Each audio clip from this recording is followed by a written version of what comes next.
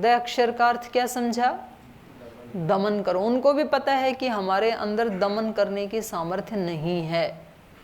ये मनुष्य हैं, ये साधना जब करते हैं, जो ऋषि हैं, तो वो कितना दमन करते हैं अपनी इंद्रियों का, तब कहीं जा कर के वो ब्रह्म का साक्षात्कार कर पाते हैं। लेकिन हम देवता दमन नहीं कर पाते हैं। तो हमारी ये वीकनेस है, हर व्यक्ति को पता होता है अपनी वीकनेस का। वो उसको माने या ना माने ये एक अलग बात है। अहंकार के कारण कभी तो मानता नहीं है, कभी तो मान लेता है। अहंकार की स्थिति में नहीं है तो मानेगा।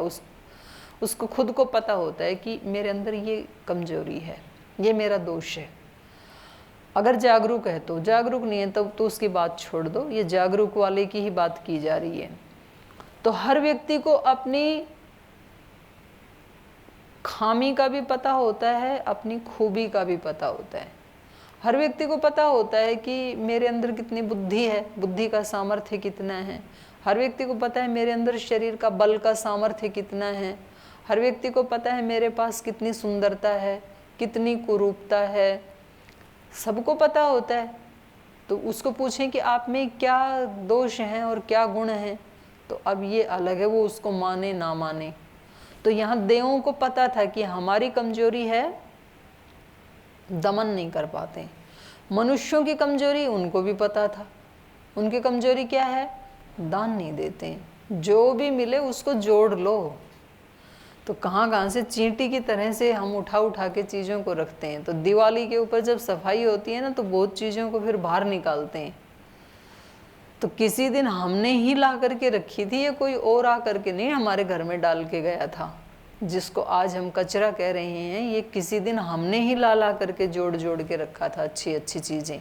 और अभी भी कचरा देते समय भी कभी कभी तो लगता है कि ये चलो यहाँ से ड्राइंग रूम से तो हटा दिया, पर इसको स्टोर रूम में रख लेते हैं, कभी ना कभी काम आ ही जाए। तो भी मतलब नितांत फेंकने की इच्छा नहीं होती है। कभी कभी व्यक्ति को कचरा भी नहीं फेंकना चाहता है अपना। जब ये यहाँ कचरा लग रहा है तो वहाँ ये यूजेबल कैसे हो जाएगा? तो ऐसे हम जोड़ते रहते हैं। तो ये मनुष्यों की कमजोरी है कि मनुष्य देता नहीं है। ये अलग बात है कि भाई प्राण छूट गए तो सेकंडों में फिर सारा किसी और का हो जाता है। सबको पता है ये कि ये अगले ही क्षण, अगले ही दिन पता नहीं मौत तो कब आ जाए। तो जीते जी नहीं देता है। मरने के बाद सबको पता है छूटना ही है। तो ये इनकी कमजोरी है। तो इसलिए इन्होंने वही समझा जो इनके चित्त में चल रहा था, वही उपदेश के बारे में इन्होंने समझा। तो इन्होंने कहा दत्त इति न आथ। तो प्रजापति ने कहा हाँ बिल्कुल ठीक समझा आपने। ओम इति होवाच व्यजाशिष्ट इति।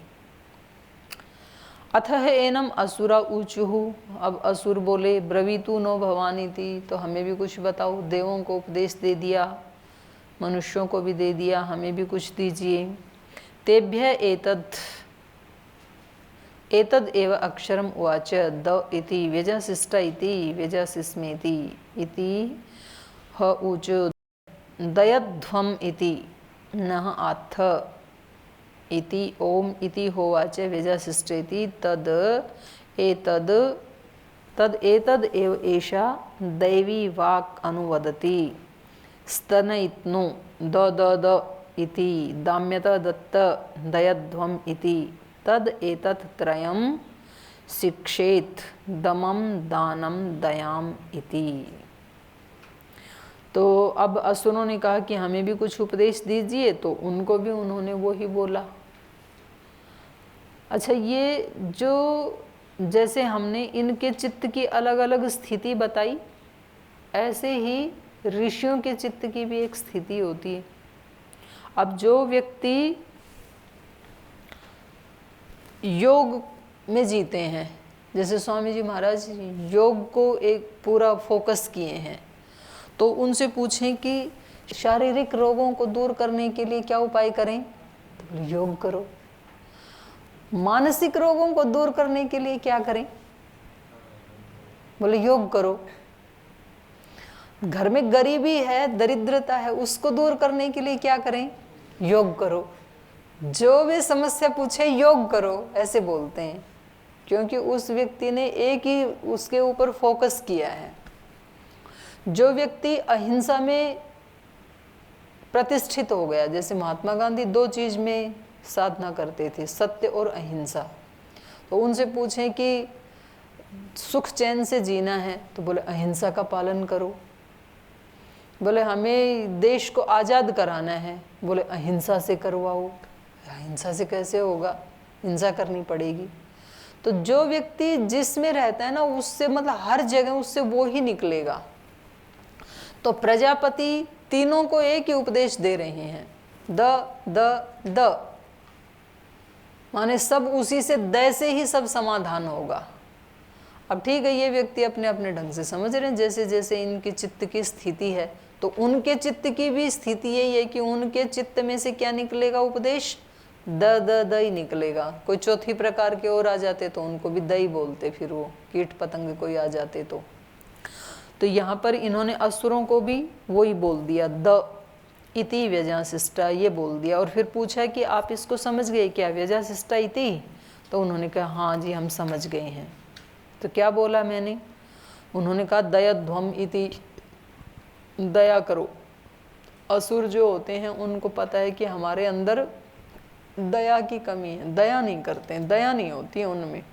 बस एक ही चीज़ की कमी होती है, पुरुषार्थी खूब होते हैं। इसलिए श्री अरविंद ने एक जगह प्रार्थना की है, तो उन्होंने प्रार्थना की भगवान से, वो भगवान को माँ के रूप में संबोधित करते थे। तो उन्होंने प्रार्थना की, दे माँ प्राण और शरीर में असुर का पुरुषार्थ दे। प्राण और शरीर में ये बहुत, इनके प्राण पुष्ट होते हैं, तगड़े होते हैं। जितने भी जो असुरता का काम करने वाले होते हैं ना, मार काट, आतंकवाद, माओवाद, तो बलिष्ठ होते हैं, व्यायाम करते हैं, अच्छा खाते हैं। डकैती आदि करने वाले, लूटपाट करने वाले, तो मन और प्राण में और पुरुषार्थी बहुत होते हैं। मतलब उनको ये नहीं लगता है कि मैं ये कर पाऊंगा कि नहीं। उनको कैसे भी व्यक्ति को मारने के लिए बोलो, अरे ये हमारे बाएं हाथ का खेल है, उसको हम सटका देंगे। उनको कभी अविश्वास आता ही नहीं है, इतना अविश्वास। और इस देवता को पता नहीं, जा तो रहा हूँ परीक्षा में, पता नहीं याद किया हुआ आएगा कि नहीं, जो जितना याद है पता नहीं लिख पाऊंगा कि नहीं। अरे इतने दिन से पढ़ रहा है, पूरी साल हो गई, सारा तेरे को याद है, 5 दर्शन इतनी बार सुना दिए हैं। और जब अब मंच पे जा रहा है तो पता नहीं वहाँ जजेस कैसे होंगे, पता नहीं वो क्या पूछेंगे, कहीं अटक ना जाऊं। इसमें आत्मविश्वास की बहुत कमी होती है, इनमें नहीं होती है। पूरे कॉन्फिडेंट होते हैं, ये हमारे बाएं हाथ का खेल है, हुआ पड़ा है, ये तो कर देंगे, और बताओ, ऐसे बोलते हैं। तो सुना है कभी ऐसे बोलते हुए असुरों को? ऐसे ऐसे लोग ऐसे ही बोलते हैं, इसी स्टाइल में बोलते हैं। हो गया ये काम आपका, और बताओ कुछ है तो। मतलब वो इतना बड़ा काम है किसी को मारना, उसको कुछ लग ही नहीं रहा है।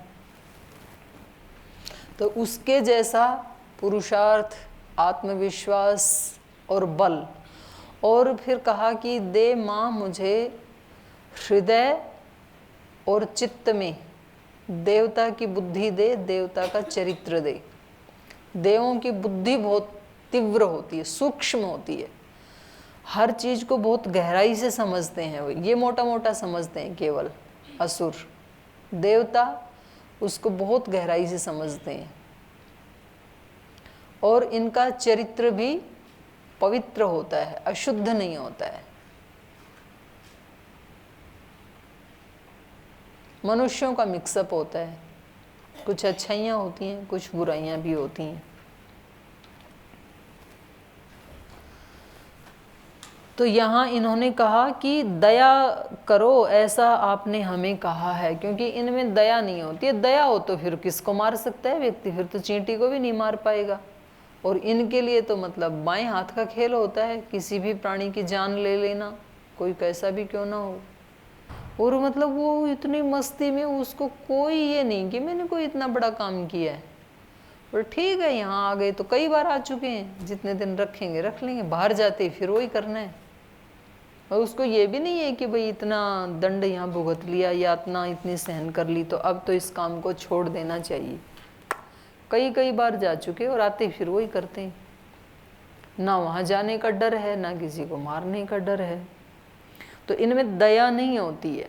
दया हो तो फिर व्यक्ति नहीं कर पाएगा। तो इसलिए इन्होंने समझा कि आप हमें ऐसे कह रहे हैं कि हम कुछ दया करें। तो उन्होंने कहा कि हाँ, आपने बिल्कुल ठीक समझा। तो कह रहे हैं तद एतद एव एषा दैवी वाक। तो प्रजापति की वाणी क्या है? दैवी वाणी है। प्रजापति मतलब ब्रह्म यहाँ पे, क्योंकि सब उसी के ही बच्चे हैं तीनों। तो कह रहे हैं ये दैवी वाक है। ये जो द द द ऐसे कहा ना, तद एतद एव एषा दैवी वाक अनुवदति स्तन इतनु। तो जब ये बादल गरजते हैं ना, तो ये दैवी वाक ही वहाँ से अभिव्यक्त होती है। ब्रह्मांड में भी यही सुनाई देती है। तो जब बादल गरजता है तो कैसे गरजता है? The the the the the ऐसे ऐसे गरजता है। तो वो क्या कह रहा है? दाम्यत दत्त दयध्वम इति। तीनों को उपदेश दे रही है वो देवी वाक। वो देवों को कह रही है कुछ दमन करो अपने ऊपर, मनुष्यों को कह रही है दो, दान दो, और असुरों को कह रही है दयाध्वम इति, दया करो। तद एतत् त्रयम शिक्षेत। इसलिए इन तीन की शिक्षा देनी चाहिए। ये तीन का उपदेश प्रजापति ने दिया। तो प्राणी मात्र के लिए ये तीन शिक्षाएं जो है ना, ये बहुत महत्वपूर्ण है। दमन, दान और दया, तो ये ही हमें देनी चाहिए। तो ये इसका एक ब्राह्मण हो गया प्रथम अध्याय का। आगे हृदय के बारे में बता रहे हैं। एष प्रजापति ही यद हृदयम एतत् ब्रह्म एतत् सर्वम तद एतत् त्रयक्षरम हृदयम इति। हृ इति एकक्षरम अभिहरन्ति अस्मै स्वाश्च अन्ये च य एवं वेद। द इति एकक्षरम तो ददति अस्मै स्वः अन्ये च य एवं वेद। यम इति एकक्षरम इति स्वर्गम लोकम य एवं वेद। तो अब हृदय का वर्णन कर रहे हैं अगले खंड में ऋषि। एष प्रजापति यद हृदयम। तो कह रहे हैं ये जो प्रजापति हैं इनकी संतानें हैं ये तीनों। ऐसा हमने अभी उपदेश किया, देव, मनुष्य और असुर। तो इनमें प्रजापति जो है वो तो हृदय स्वरूप है, हृदय का काम कर रहा है प्रजापति। और उस हृदय से फिर ये इसकी संतानें, क्योंकि हृदय से ही आगे जीवन चलता है। तो अपने हृदय की ही ये संतानें हैं, देव, मनुष्य और असुर। तो तीन अक्षरों से बना है ये हृदय, ह्री, द और य। तो तीनों के अलग अलग अर्थ हैं। तो हृदय से बना है इसलिए इसका अर्थ क्या है? तद एतत् त्रय अक्षरम हृदयम इति। तीन अक्षर वाला है ये हृदय। ह्री इति एक अक्षरम, हृदय में ह्री एक अक्षर है। तो अभिहरन्ति अस्मै। ह्री का अर्थ होता है हरण करना। तो कह रहे हैं इस व्यक्ति के लिए, अस्मै इस व्यक्ति के लिए अभिहरन्ति लेकर के आते हैं। कौन? श्वः च अन्ये च, अपने लोग भी और दूसरे लोग भी। जो इस हृदय की, इस निर्वचन को जो जानता है, इस हृदय के बारे में, इस हृदय को प्रजापति की तरह से जानता है। तो इसमें ह्री का अर्थ है ह्री हरणे धातु से बना, और जो द अक्षर है वो दान धातु से, दा धातु से बना, और जो यह है वो या धातु से बना, या गतौ। तो ह्री का अर्थ है आहरण करना। तो हृदय लेता है पूरे शरीर की जो नर्व्स हैं उनमें से अशुद्ध रक्त पहले फेफड़े में आता है, फेफड़े से शुद्ध रक्त ये लेता है हृदय। तो ये लेता है ह्री। द मतलब देता है, उस शुद्ध खून को फेफड़े से लेकर के फिर पूरे शरीर में सप्लाई करता है, तो देता भी है। और यह मतलब याति, गति करता है, तो निरंतर गतिमान रहता है। तो तीन काम करता है, ह्री, द, य। तो अब करें इस रहस्य को जो जानता है, तो प्रजापति भी क्या करता है, ईश्वर भी क्या करता है, लेता है, देता है और गतिमान रहता है, संसार को चलाए रखता है। जैसे हम यज्ञ करते हैं देवों को, तो उसके माध्यम से देव लेते हैं और फिर उसको पुनः आशीष के रूप में देते हैं, वर्षा आदि के रूप में देते हैं, और ये चक्र चलता रहता है, गतिमान भी रहता है। तो सब जगह ये प्रजापति के 3 काम चल रहे हैं। पिंड में भी 3 काम चल रहे हैं, ब्रह्मांड में भी 3 काम चल रहे हैं, सारे जगत में भी लेना, देना और गतिमान रहना। इस रहस्य को जो जान लेता है तो उस व्यक्ति के लिए ये जो हृदय का एक अक्षर है ह्री, और इस रहस्य को जो जान लेता है तो इस व्यक्ति के लिए अभिहरन्ति अस्मै स्वच अन्ये च, अपने लोग भी इसके लिए भेंटें उपहार लाते हैं और दूसरे भी इसको लाते हैं, क्योंकि ये इस रहस्य को जानते हैं। ये लेता भी है सबसे, फिर उसको बांटता भी है सबको, तो जितना बांटेगा उतनी इसके पास और आती हैं। तो हृदय उस रक्त को लेकर के रख नहीं लेता है, बांटता है, तो सारे शरीर को देता है, तो तुरंत तुरंत उसके पास फिर आता भी रहता है, रुकता नहीं है।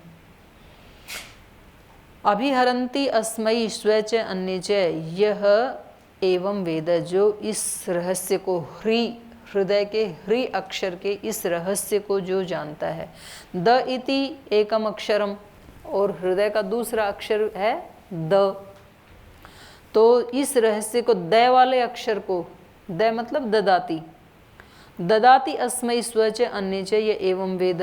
देना, लेना तो सबको बहुत अच्छा लगता है, लेकिन देने के समय व्यक्ति को इच्छा नहीं होती है देने की। लेकिन जो इस रहस्य को जानता है कि इस सारी सृष्टि में लेना और देना चल रहा है, अगर हमने श्वास ली और श्वास छोड़ी नहीं तो क्या हो जाएगा? फिर तो मर जाएंगे। तो व्यक्ति को श्वास लेता भी है, श्वास छोड़ता भी है, जीने के लिए, जीवन को आगे गतिमान रखने के लिए ये जरूरी है। तो जो हम संसार से लेते हैं तो फिर हमें वो संसार को देना भी पड़ता है। सारी चीज़ें संसार से ही तो ली हैं, शरीर सारा पुष्ट किससे हुआ? संसार से ही हुआ। तो अब पुष्ट होने के बाद उस संसार की सेवा हमें भी करनी है। तो जितने भी फल खाए, शाक सब्जियां खाई, तो वो किसी और ने लगाए हमारे लिए, तो हमें भी लगानी चाहिए फिर किसी के लिए। तो केवल लेने से नहीं बनेगा। आपने जिन गुरुजनों से शिक्षा ली तो अब देनी भी तो पड़ेगी, फिर तो देना भी है उसको, तो तब वो आगे जिंदा रहेगा। अगर लेके बैठ जाता, ब्रह्मा से कोई उनके शिष्य ने शिक्षा ली और आगे उसको बढ़ाता ही नहीं, तो क्या ये आज हमारे पास ये विद्या पहुंच पाती? तो नहीं पहुंच पाती, उसकी गति रुक जाती वहीं पर ही, तो वहीं डेड हो जाती फिर वो। तो जीवन आगे तभी बढ़ता है जब उसमें लेना और देना दोनों बने रहें, तो वो गतिमान रहता है। तो ये देने वाला भाव है ना, ये बहुत जरूरी है। लेने वाला भी जरूरी है और देने वाला भी उतना ही जरूरी है। तो जो इस द अक्षर के इस महत्व को जानता है, तो ददाति अस्मै, तो फिर इस व्यक्ति के लिए सब लोग देते हैं। श्वच अन्ये च, अपने लोग भी देते हैं इसको, दूसरे लोग भी देते हैं। ये च एवं वेद। यम इति एक अक्षरम, और हृदय का ये तीसरा अक्षर है, यह भी एक अक्षर है। यह का मतलब है याति। तो स्वर्गम लोकम, एति स्वर्गम लोकम, यहाँ याति नहीं कहा, एति। एति माने चला जाता है, पहुंच जाता है, गति करता है। कहाँ? स्वर्गम लोकम। एति माने प्राप्त करता है, स्वर्ग लोक को प्राप्त करता है, जो इस ये अक्षर के, गति अक्षर के रहस्य को जान लेता है। तो वैसे इण धातु से भी बन जाएगा ये, है जी? हाँ, यही कह रही हूँ कि या धातु हम ना माने इसमें, ये में या धातु भी गति अर्थ में है, यामी आयामी ऐसे बनता है ना। और इण गतौ का भी वो यण संधि होकर के यह रूप बन जाएगा। तो ये 3 अक्षर से बना है हृदय, और हृदय का मतलब यहाँ पर क्या है? प्रजापति। और शरीर में हृदय का मतलब जो स्थूल हृदय है, और अध्यात्म में हृदय का मतलब लेना देना और आगे बढ़ने के लिए गति करते रहना, एक एक कदम आगे बढ़ाना। तो इसमें फिर सब कुछ आ जाता है, केवल स्थूल चीजें ही नहीं, ज्ञान लेना, ज्ञान देना, प्रीति ईश्वर से लेना, सबको देना, करुणा लेना, करुणा देना। तो ये सारी चीजें फिर उसकी, इस साधक की गति होती रहती है, आगे बढ़ता रहता है। इसको अपने आप फील होता है कि मैं अभी आगे गति कर रहा हूँ या गति अवरुद्ध हो गई। तो कभी कभी व्यक्ति को ऐसे लगता है ना जी जीवन में कोई गति नहीं हो रही है, अवरुद्ध सा हो गया जीवन, घुटन सी हो गई जीवन में। तो फिर वो कहीं जाना चाहता है कि अब यहाँ नहीं, मुझे वहाँ जाना है। तो इसका मतलब है कि आत्मा की स्वाभाविक गति, जो स्वाभाविक जो रुचि है वो क्या है, गति करने की, आगे बढ़ने की है। वो एक जगह रहना नहीं चाहता है। तो आगे चलिए, आगे है चौथा ब्राह्मण, सत्य, सत्य ब्रह्म। तद्वै तदेव यद आसह सत्यमेव स यो एतं महद यक्षम प्रथमजम वेद सत्यम ब्रह्म जयति मान लोकान जित इत जितः, इसको जीत करके,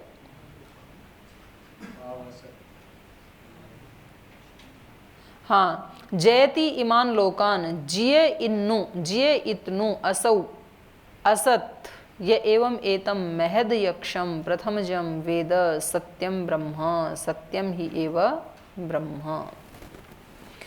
तो कह रहे हैं कि तद वही तद एव तद आस सत्यम, ये जो ऊपर कहा हमने तद वही, वह निश्चय से तद एव, तद वही तद एव, तद वही तद एव माने ये जो ऊपर हमने हृदय का वर्णन किया, ये वास्तव में क्या है, तदेव, अर्थात ब्रह्म ही है। जो ऊपर हमने हृदय कहा वो निश्चित रूप से किसका वर्णन कर रहा है, तदेव, उस ब्रह्म का ही कर रहा है। वो ब्रह्म भी हृदय वाला ही काम कर रहा है, लेना देना और गतिमान रखना संसार को। तद वही तद एव, तद आस, वो ही हृदय में विद्यमान है, बैठा है। कौन, सत्यम एव, तद आस सत्यम एव, वो सत्य ही है। सत्य मतलब यहाँ पर सत्य ब्रह्म, जिसका कभी नाश नहीं होता, वो ही सत्य होता है, नित्य रहता है। तो वो तो ब्रह्म ही है। तद आस सत्यमेव स योह एतम महद यक्षम प्रथम जम वेद सत्यम।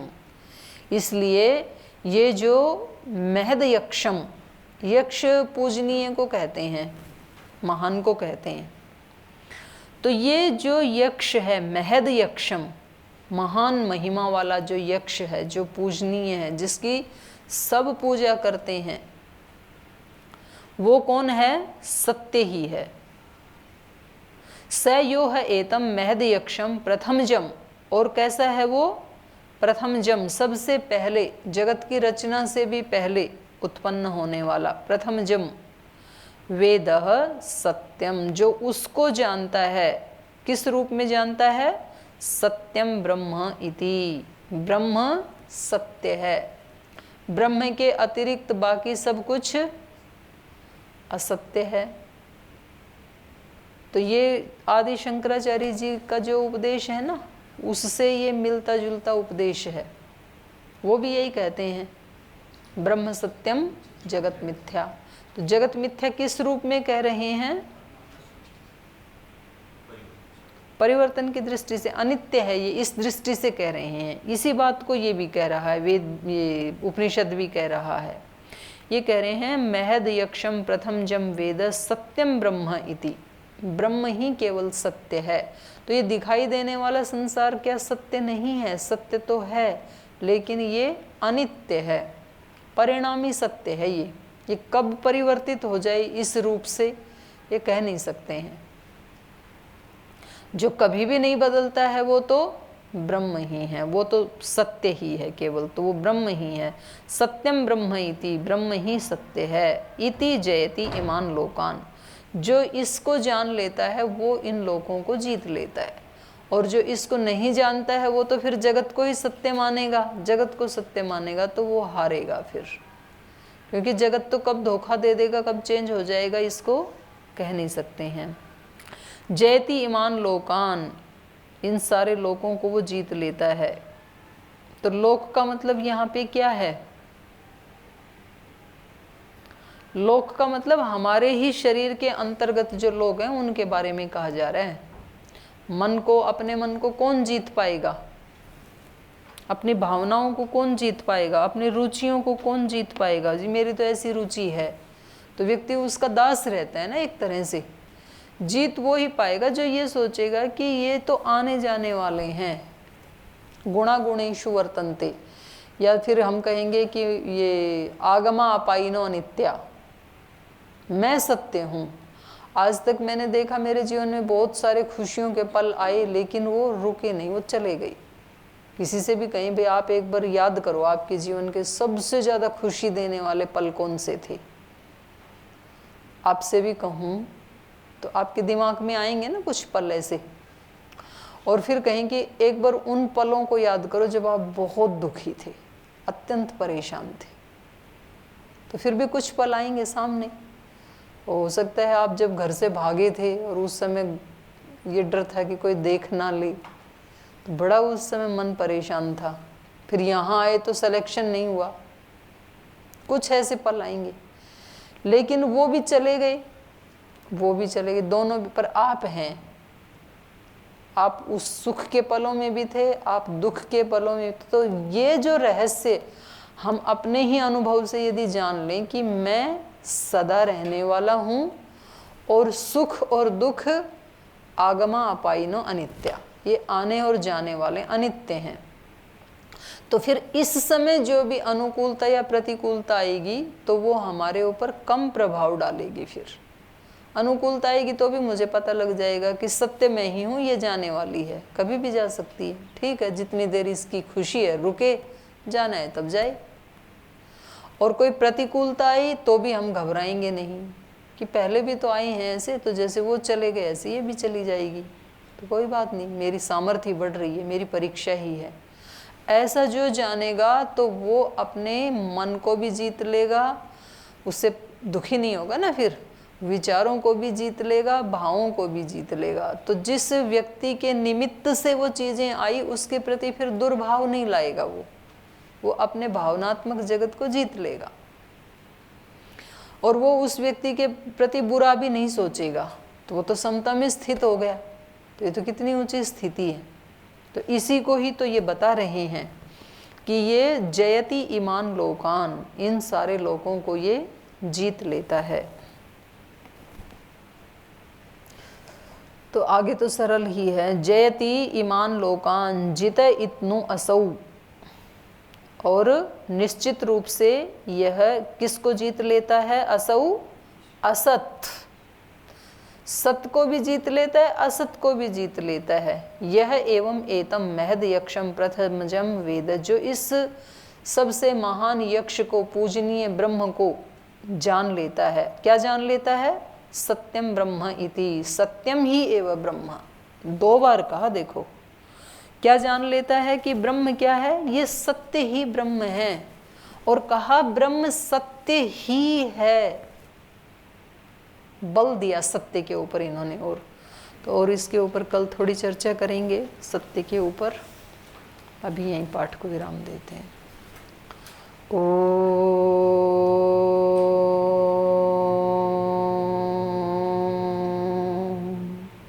शांति शांति शांति। श्री गुरुभ्यो नमः।